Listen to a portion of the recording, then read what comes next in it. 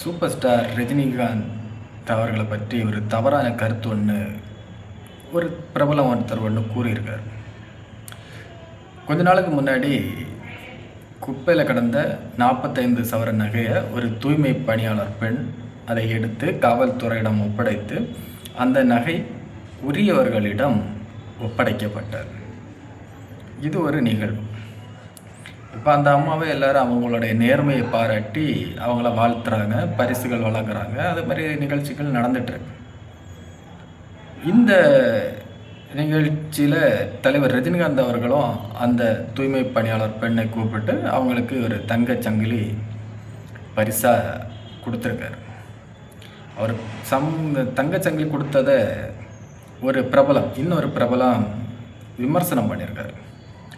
அவர் என்ன சொல்லியிருக்காருன்னா, தூய்மை பணியாளர்கள் அவங்களுடைய கோரிக்கைகளை நிறைவேற்ற வேண்டி அத்தனை நாள் இரவு பகலாக போராடுறாங்க.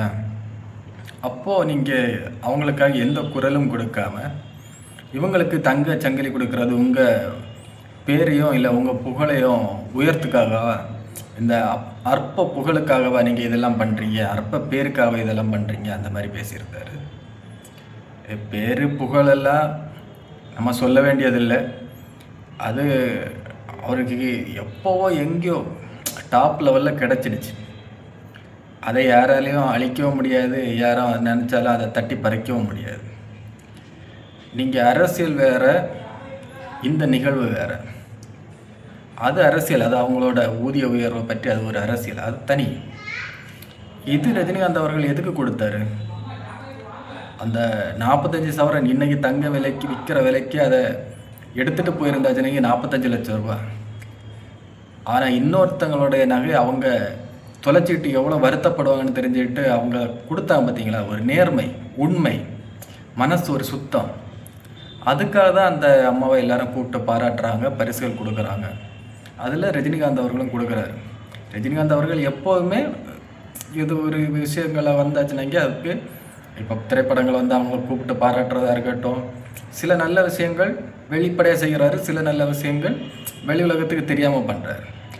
இந்த விஷயம் வெளியில் வந்த உடனே சிலருக்கு வயிறு எரியுது.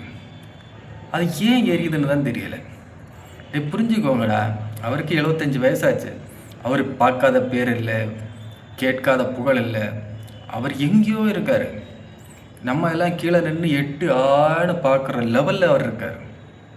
அவருக்கு இந்த தங்கச்சங்கிலியை கொடுத்து தான் பேர் வாங்கணும், எடுத்து தங்கச்சங்கிலியை கொடுத்ததை ஃபோட்டோ எடுத்து போட்டு தான் பிரபலம் ஆகணும்னோ எந்த அவசியம் இல்லை.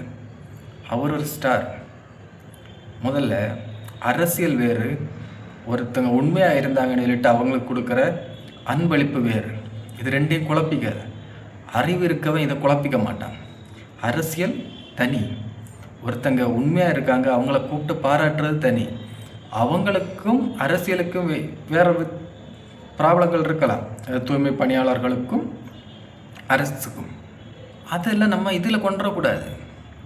அறிவுள்ள எந்த மனிதனும் கொண்டு வர மாட்டான். உனக்கு அறிவு இருக்கா இல்லையா அப்படிங்கிறத கண்ணாடியில் போய் நீயே கேட்டு தெரிஞ்சிக்க.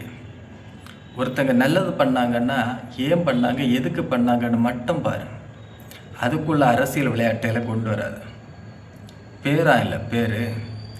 ரஜினிகாந்த் அவர்கள் பார்க்காத பேரா, கேட்காத பேரா? ஏன்டா இப்படியெல்லாம் இருக்கீங்க?